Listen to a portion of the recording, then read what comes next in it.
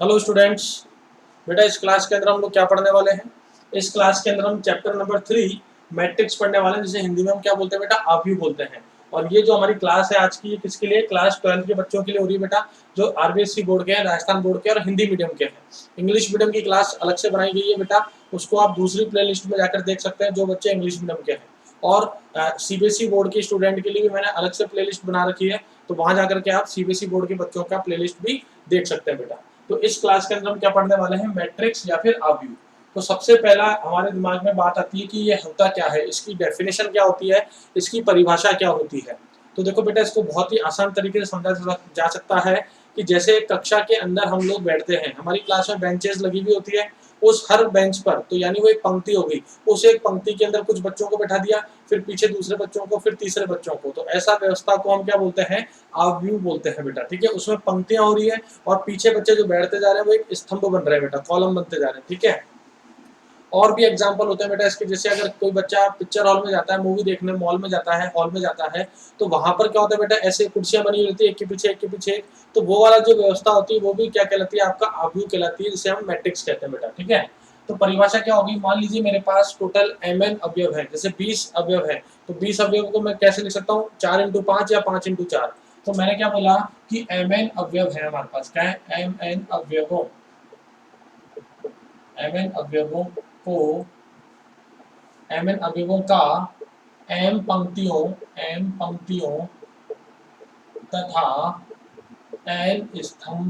तथा n स्तंभों में आयताकार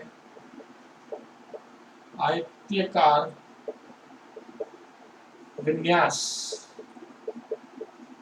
या व्यवस्था। ठीक है, mn अवयवों का m पंक्तियों तथा n स्तंभों में आयतीय विन्यास व्यवस्था, यानी कि उनको हमने m पंक्तियों और n स्तंभों में क्या कर दिया? विन्यास कर दिया, यानी व्यवस्था कर दी, उनको अरेंज कर दिया। व्यवस्था को आव्यूह कहते हैं। ठीक है बच्चों, ये आव्यूह हो गया। अब देखो होता क्या है, किसी भी आव्यूह का जो नामकरण होता है, नाम जो होता है वो हम क्या लेते हैं? हमेशा अंग्रेजी के कैपिटल लेटर्स में लेते हैं, ABCD ऐसे लिखा जाता है बेटा। और इसके अंदर जो आव्यूह होता है, आव्यूह के अवयव जो होते हैं, अवयव, तो अवयव क्या हो गया आव्यूह के? जैसे एक क्लास बोला मैंने बेटा, क्लास 11th या क्लास 12th, उसके अंदर जो विद्यार्थी बैठे हुए हैं, जो बच्चे बैठे हुए हैं, वो बच्चे उसके क्या होंगे? एलिमेंट होंगे, अवयव होंगे। तो यहाँ पर क्या हो गया? आव्यूह के अवयव जो होते हैं उन्हें उन्हें उन्हें स्मॉल लेटर, जैसे कि उन्हें A B C डैश द्वारा, या कोई नंबर 1 2 3 कुछ द्वारा, रियल नंबर या कॉम्प्लेक्स नंबर भी लिया, आयोटा 2 आयोटा, कुछ भी लिखा जा सकता है बेटा, है ना, कुछ भी लिखा जा सकता है। और अगर हम चाहते हैं कि कोई मैट्रिक्स को हमको लिख के बताना है कि कैसे लिखेंगे, तो उसका रिप्रेजेंटेशन, उसको लिखने का तरीका क्या होता है बेटा? तो किसी भी मैट्रिक्स को लिखने का तरीका होता है A I J, और ये हो गया m क्रॉस n, ये लिखने का तरीका हो गया बेटा। यहाँ पर A तो हो गई आपकी मैट्रिक्स, ये हो गए उसके अवयव, ith पंक्ति तथा jth स्तंभ का अवयव, ये हो गया।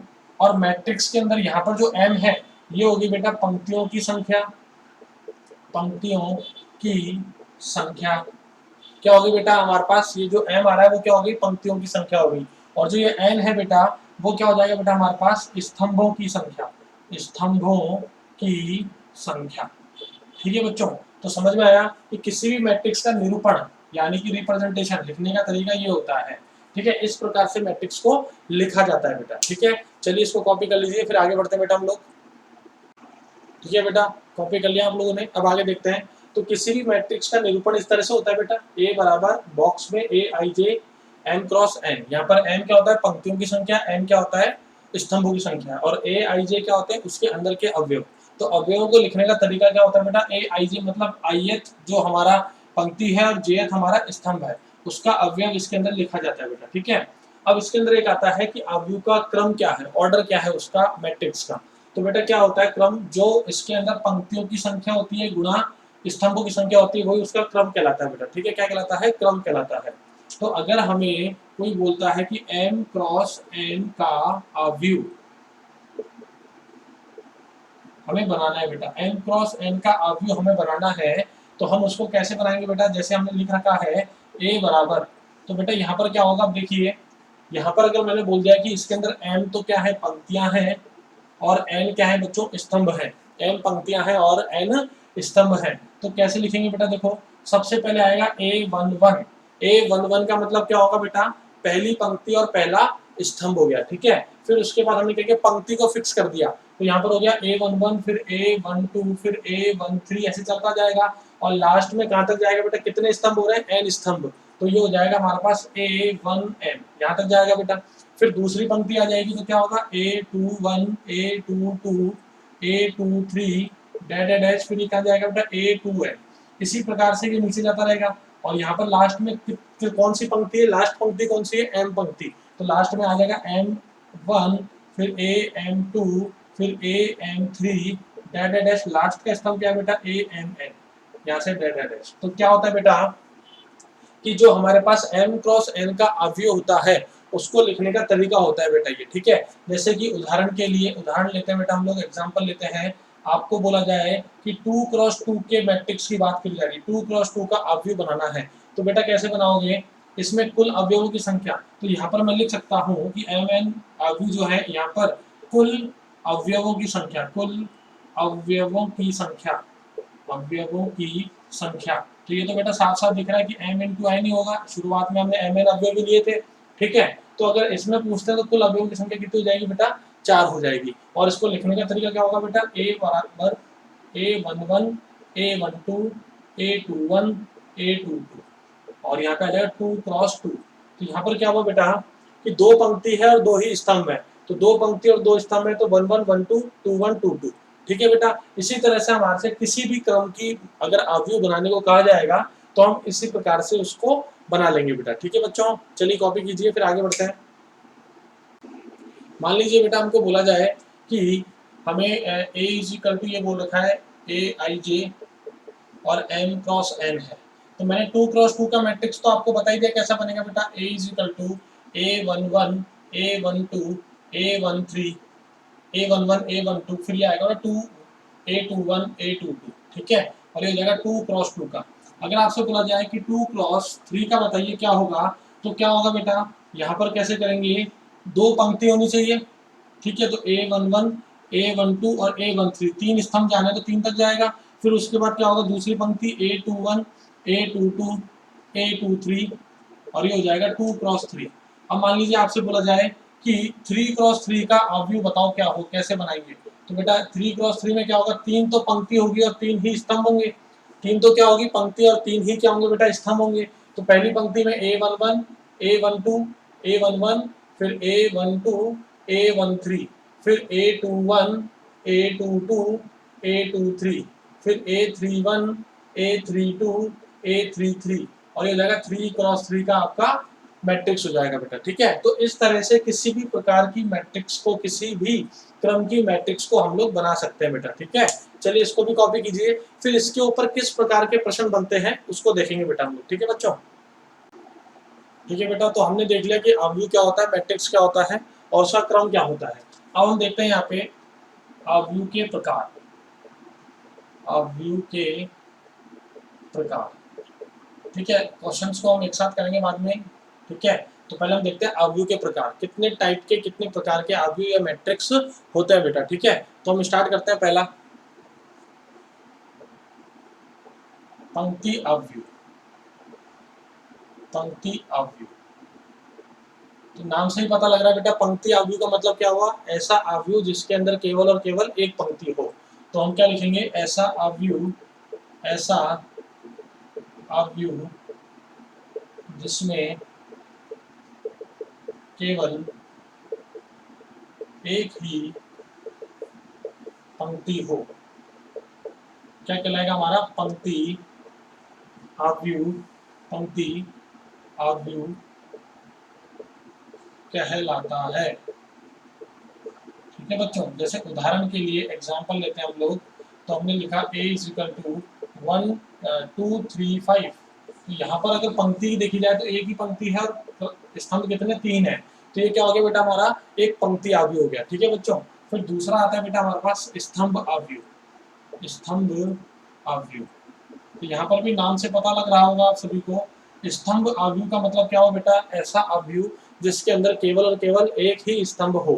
ठीक है, तो हम क्या लिखेंगे यहाँ पे बच्चों, ऐसा आव्यूह, ऐसा आव्यूह जिसमें केवल, इसमें केवल एक ही स्तंभ हो, स्तंभ हो, स्तंभ आव्यूह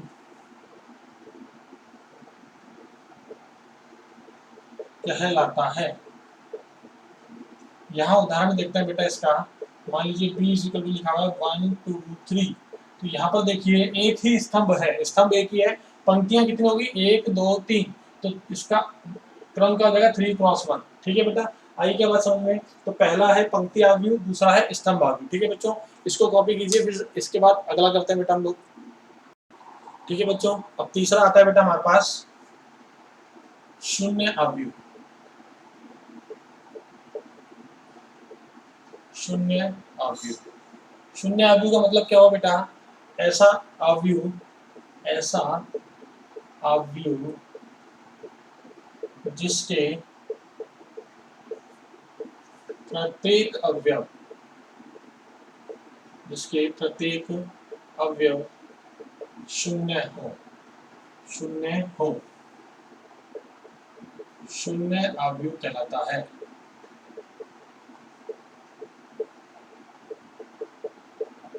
शून्य आव्यूह कहलाता है। ठीक है बच्चों, अब इसके अंदर क्या खास बात होती है कि इसको हम किससे डिनोट करते हैं, कैपिटल ओ से। बड़ा जो ओ होता है उससे भी हम डिनोट करते हैं, और यहाँ हम लिख सकते हैं 0 0 0 0 0 0। तो ये हो गया बेटा 2 क्रॉस 3 जो क्रम है उसका आव्यूह हो गया बेटा एक हमारे पास, और सभी अवयव क्या है, शून्य है, 0 है। तो ये क्या कहलाता है आपका, 0 आव्यूह कहलाता है, शून्य आव्यूह कहलाता है बेटा। ठीक है, अब इसके बाद आता है फोर्थ, यहाँ से स्टार्ट होता है, ये इंपॉर्टेंट थोड़ा सा बेटा अपने लिए, वर्ग आव्यूह। वर्ग आव्यूह, तो वर्ग आव्यूह का मतलब आपको समझ में आ रहा होगा कि वर्ग वर्गाकार आव्यूह बनेगा। तो वर्ग के अंदर चारों भुजाएं बराबर होती है, तो चारों भुजाएं बराबर का मतलब हो गया उसकी जो लेंथ है और उसकी जो विड्थ है, जो लंबाई है और जो चौड़ाई है, दोनों बराबर हो जाएगी। तो बराबर कब होगी, जब उसके अंदर पंक्तियां और स्तंभ दोनों समान हो जाएगी। तो ऐसा आव्यूह, ऐसा आव्यूह जिसमें पंक्तियों, जिसमें पंक्तियों तथा स्तंभों, जिसमें पंक्तियों तथा स्तंभों की संख्या समान हो, समान हो, वर्ग आव्यूह, वर्ग आव्यूह कहलाता है। ठीक है बच्चों, क्या हो गया, वो अपना वर्ग आव्यूह कहलाता है।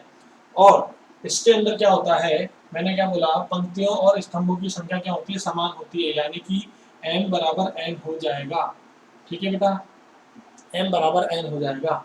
जनरली बेटा हम लोग पढ़ते हैं 2 क्रॉस 2, और हमारे सिलेबस में आता है 3 क्रॉस 3। इससे ज़्यादा हमारे सिलेबस में नहीं होता है। फिर भी अगर बोले तो 4 क्रॉस 4, 5 क्रॉस 5, यानी कि पंक्तियों की संख्या और स्तंभों की संख्या वो क्या है बेटा, समान होती है। तो उन्हें हम क्या बोलते हैं, वर्ग आव्यूह बोलते हैं। उदाहरण के लिए देखो बेटा, अगर मैं बोलता हूँ a is equal to, a is equal to, ठीक है, ये लिख दिया मैंने 2 3 4 5। तो ये हो गया मेरा 2 क्रॉस 2 का एक आव्यूह जिसके अंदर पंक्तियों की संख्या और स्तंभों की संख्या दोनों क्या है बेटा, समान है। तो ये मेरा क्या हो गया बेटा, वर्ग आव्यूह हो गया। ठीक है, फिर दूसरा एक और एग्जांपल देखते हैं। b इज इक्वल टू, मान लीजिए लिखा है 1 0 2 3 माइनस 1 0 2 2 1।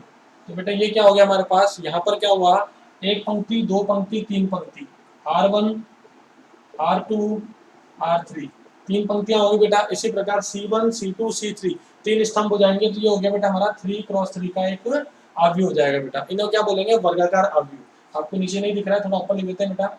ये हो जाएगा 3 क्रॉस 3 का एक आव्यूह। तो ये दोनों क्या हो गए बेटा, हमारे वर्गाकार आव्यूह हो गए बेटा। चलिए इसको कॉपी कर लीजिए, फिर इसमें ही और कुछ पढ़ना है नया, तो आगे बढ़ते हैं बेटा। फिर तो देखिए बच्चों, वर्ग आव्यूह की बात चल रही थी। तो 1 क्रॉस 1 का जो एक अवयव होगा जिसमें एक ही पंक्ति और एक ही स्तंभ यानी एक ही अवयव है, वो भी हमारा वर्ग अवयव है, क्योंकि पंक्ति भी एक है और स्तंभ भी एक है, तो ये वर्ग अवयव हो गया। 2 क्रॉस 2 की बात करते हैं तो ये 2 स्तंभ और 2 पंक्ति और 2 स्तंभ हो गए। और 3 क्रॉस 3 की बात करते हैं तो 3 पंक्ति और 3 स्तंभ हो गए बेटा हमारे, ठीक है। ये क्या हो गया आपके R1, इसको बोलेंगे R1, ये R2 और ये R3। ये हो जाएगा बेटा C1, ये C2 और ये C3, ठीक है बच्चों। अब देखो इसमें क्या होता है कि वो सारे अवयव जिनके सबस्क्रिप्ट यानी जो नीचे नंबर लिखे हुए हैं वो समान है, यानी कि I = J है, वो सभी अवयव जिनके अंदर पंक्ति और स्तंभ दोनों समान है, I = J है, वो सारे के सारे क्या कहलाते हैं आपके विकर्ण कह लो इनको। और वैसे हम लोग इसको क्या बोलते हैं बेटा, मुख्य विकर्ण, मुख्य विकर्ण के अवयव, मुख्य विकर्ण के अवयव, मुख्य विकर्ण के अवयव कहते हैं। यानी कि क्या हुआ बेटा, इस वाले मैट्रिक्स के अंदर ये हमारा क्या हो गया, मुख्य विकर्ण हो गया। ये हमारा क्या हो गया बेटा, मुख्य विकर्ण हो गया। और इसमें देखेंगे तो ये वाला विकर्ण जो है हमारा बेटा, ये हमारा मुख्य विकर्ण हो गया। जनरली इसको क्या बोलते हैं बेटा, इसको बोलते हैं पश्य विकर्ण, इसको बोलते हैं पश्य विकर्ण, इसको बोलते हैं अग्नि विकर्ण, पश्य विकर्ण, और मेनली इसको बोलते हैं मुख्य विकर्ण। तो यहाँ पर तो ये एक ही अवयव है, तो ये मुख्य विकर्ण हो गया, ठीक है। तो ये वाला हो गया हमारा मुख्य विकर्ण। तो अगर आपसे कोई पूछे कि विकर्ण किस में मिलेगा, तो विकर्ण केवल और केवल वर्गाकार अवयव में मिलेगा भाई, ठीक है, पहली बात। दूसरी बात, विकर्ण के अंदर क्या होता है, विकर्ण के अंदर ये होता है कि जितने भी अवयव होते हैं उनके अंदर उनका जो सबस्क्रिप्ट होता है, जो नीचे लिखा हुआ नंबर रहता है, यानी पंक्ति और स्तंभ बराबर रहते हैं। तो मतलब क्या हो गया, A11, A22, A33, A44, ANN, ये सारे के सारे अवयव किसके होंगे बेटा, हमारे मुख्य विकर्ण के अवयव होंगे। सारे के सारे क्या होंगे बेटा, अपने मुख्य विकर्ण के अवयव होंगे, ठीक है बच्चों। यहाँ तक समझ में आ गई बात। चलिए इसको कॉपी कीजिए, फिर अगला देखते हैं। अगला बेटा इसके बाद आता है हमारे पास विकर्ण अवयव। क्या आता है, विकर्ण अवयव, विकर्ण अवयव। तो भाई विकर्ण अवयव क्या होता है, तो विकर्ण अवयव क्या होगा, ऐसा वर्ग अवयव, ऐसा वर्ग अवयव। तो यहाँ पर वर्ग अवयव तो आ गया, यानी कि क्या होगा, विकर्ण अवयव तभी बनेगा जब वर्ग अवयव होगा, क्योंकि उसमें तो विकर्ण होता है। तो ऐसा वर्ग अवयव जिसमें मुख्य विकर्ण, मुख्य विकर्ण के अवयवों के अवयवों के अलावा अन्य सभी अवयव, अन्य सभी अवयव शून्य होते हैं। अन्य सभी अवयव क्या होते हैं बेटा, शून्य होते हैं। क्या कहलाता है, हमारा विकर्ण अवयव। अगर मैं इसको समझाने के लिए लिखूं आपको, तो A = क्या हो रहा है, देखो A11, अगर हम 2 क्रॉस 2 की बात कर रहे हैं तो A11, फिर ये 0, फिर ये 0 और A22, ये हमारा 2 क्रॉस 2 हो गया बेटा, ठीक है, 2 क्रॉस 2 हो गया।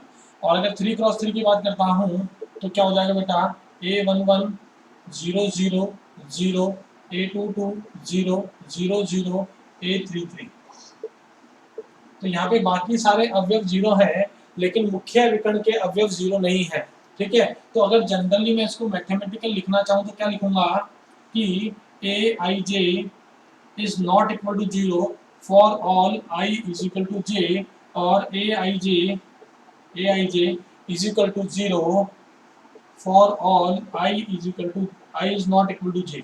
तो बेटा इसका परिभाषा क्या हो गया, इसका मतलब ये हो गया कि जब हमारा I = j है, यानी 1 1 2 2 3 3 है, तो हमारे ये 0 नहीं है अवयव। लेकिन अगर ये समान नहीं है, जैसे 1 2 2 1 3 1 3 2, तो ये वैल्यू क्या है इसका, 0 होगा। तो ये हमारा हो गया बेटा क्या, विकर्ण अवयव, ठीक है बच्चों। यहाँ तक समझ में आ गया, ठीक है। चलिए इसको लिख लीजिए यहाँ तक, ठीक है बच्चों। तो विकर्ण अवयव हमने पढ़ लिया। अब आता है अदिश अवयव। तो क्या होगा, ऐसा, इसकी परिभाषा क्या है, ऐसा विकर्ण अवयव, ऐसा विकर्ण अवयव, यानी कि वो विकर्ण अवयव तो है, यानी कि मुख्य विकर्ण के अलावा सारे के सारे अवयव 0 हैं, लेकिन देखिए उस विकर्ण अवयव में एक विशेष प्रकार का अवयव है। कैसा, ऐसा विकर्ण अवयव जिसमें जिसके मुख्य विकर्ण, जिसके मुख्य विकर्ण के सभी अवयव समान हो, समान हो। क्या कहलाएगा हमारा, अदिश अवयव कहलाएगा, अदिश अवयव कहलाता है, अदिश अवयव कहलाता है। ठीक है भाई, यहाँ तक समझ आ गई बात। तो अगर हम बात करते हैं इसकी तो क्या होगा, देखो यहाँ पर जैसे कि मान लीजिए हो गया के 0 0 0 के 0 0 0 के, तो मुख्य विकर्ण के सभी अवयव क्या है, समान है। जैसे मान लीजिए और लिख देते हैं 5 0 0 5, और लिख देते हैं 3 0 0 0 3 0 0 0 3, ये 3 क्रॉस 3 हो गया, और ये क्या हो गया 2 क्रॉस 2 का। तो ये सारे के सारे क्या है बेटा, अदिश अवयव हैं, क्योंकि मुख्य विकर्ण के अवयव जो हैं वो सारे के सारे सेम है, तो ये अदिश अवयव हो गया। तो मैथमेटिकली कैसे लिखेंगे इसको, A I J is equal to K when I is equal to J, and A I J is equal to 0 when I is not equal to J. ठीक है, तो वही परिभाषा हो गई, जब दोनों बराबर है तो मुख्य विकर्ण हो गए, तो उस केस में इसका मान समान रहेगा, हमेशा क्या आएगा, कांस्टेंट आएगा, अदिश राशि आएगा। ठीक है, और जब समान नहीं है तो आंसर क्या आएगा, 0 आएगा। तो ये हो गया हमारा अदिश अवयव। ठीक है बच्चों, फटाफट से कॉपी कीजिए, फिर आगे देखते हैं। चलिए बच्चों, अगला देखते हैं हम लोग अब। तो अगला क्या है, इसके अंदर आता है आपके पास इकाई अवयव, इकाई अवयव। तो इकाई अवयव से नाम से पता लग रहा है, इकाई यानी एक, ठीक है ना। तो ऐसा विकर्ण अवयव, या फिर आप अदिश अवयव की बात भी कर सकते हैं, है ना, या फिर बोल देते हैं ऐसा विकर्ण अवयव, ऐसा विकर्ण अवयव जिसमें मुख्य विकर्ण, जिसमें मुख्य विकर्ण के सभी अवयवों, सभी अवयवों का मान एक हो, क्या कहलाएगा आपका, इकाई अवयव कहलाएगा, इकाई अवयव कहलाता है। क्या कहलाता है भाई, इकाई अवयव कहलाता है। उदाहरण के लिए इसको हम जनरली आई से नोट करते हैं, 2 क्रॉस 2 का है तो ये हो जाएगा 1 0 0 1। अगर 3 क्रॉस 3 का है तो ये हो जाएगा 1 0 0 0 1 0 0 0 1। ये हमारा हो गया क्या बेटा, इकाई अवयव हो गया। इसके अंदर 2 क्रॉस 2 हो सकता है, 3 क्रॉस 3 हो सकता है, 4 क्रॉस 4 भी हो सकता है, सारे के सारे हो सकते हैं, लेकिन जनरली हमारे सिलेबस में ये 2 ही यूज में आते हैं बेटा। ठीक है, चलिए इसको लिख लीजिए। इसके बाद अगला प्रकार देखेंगे त्रिभुजाकार अवयव। ठीक है बच्चों, ठीक है बच्चों, नेक्स्ट क्या आता है, त्रिभुजाकार अवयव। तो त्रिभुजाकार अवयव का मतलब क्या हुआ, ऐसा अवयव जिसके अंदर त्रिभुजाकार आकृति बन रही होगी, अवयवों से त्रिभुजाकार आकृति बन रही होगी। ठीक है, उसको हमने 2 भागों में कर दिया, निम्न त्रिभुजाकार और ऊपरी त्रिभुजाकार। ठीक है, तो निम्न त्रिभुजाकार क्या होता है, ऐसा अवयव, ऐसा अवयव जिसमें, ऐसा अवयव जिसमें मुख्य विकर्ण, मुख्य विकर्ण के ऊपर के सभी अवयव, सभी अवयव क्या हो, शून्य हो, शून्य हो, क्या कहलाता है बेटा हमारा, निम्न त्रिभुजाकार। ठीक है, या आप इसको ऐसे समझ सकते हैं, नाम है निम्न तो उसके नीचे वाले अवयव 0 नहीं है, मतलब मुख्य विकर्ण और उसके नीचे वाले अवयव 0 नहीं है। उदाहरण के लिए देखो, इसको समझाता हूं मैं आपको कैसे है।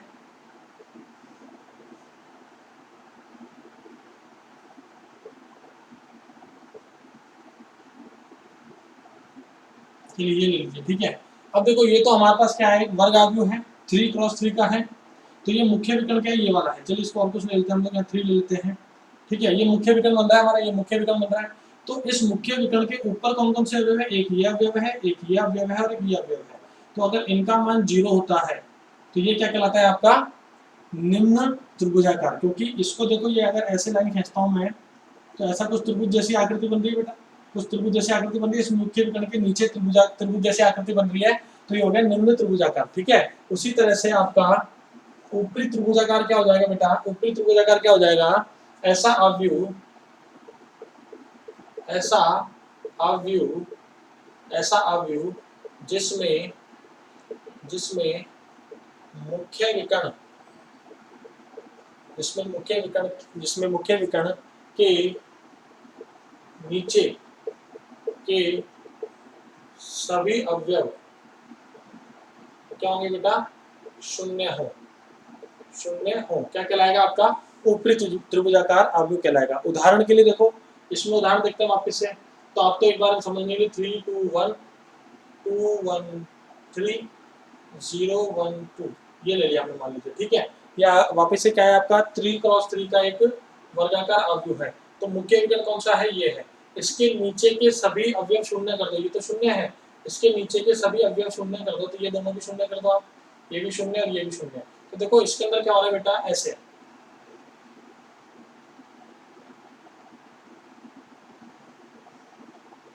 तो मुख्य विकर्ण के ऊपर क्या हो रहा है, एक त्रिभुज बन रहा है, तो ये ऊपरी त्रिभुजाकार हो गया, ये नीचे बन रहा है तो ये निम्न त्रिभुजाकार अवयव हो गया बेटा, ठीक है। इसको मैथमेटिकली क्या लिखते हैं हम लोग कि ए I J is equal to 0 होगा, ए I J is equal to 0 होगा कब, जैसे मान लो ये क्या है आपका 1 2 और 1 3, फिर क्या है आपका 2 3, तो ए I J is equal to 0 होगा जब आई आपका लेस देन जे होगा, आई जब आपका लेस देन जे होगा, आई जब आपका जे से छोटा है, यानी पंक्ति तो छोटी होगी किससे, स्तंभ से, और इसमें उल्टा हो जाएगा, ये क्या होगा 2 1 3 1 3 2, तो इसमें ए आई जे क्या होगा आपका 0 होगा कब, जब आई आपका बड़ा होगा जे से, ठीक है बच्चों। तो ये हो गया हमारे प्रकार हो गए किसके, अवयव के मैट्रिक्स के प्रकार हो गए बेटा हम लोगों के, ठीक है बेटा, ठीक है बच्चों।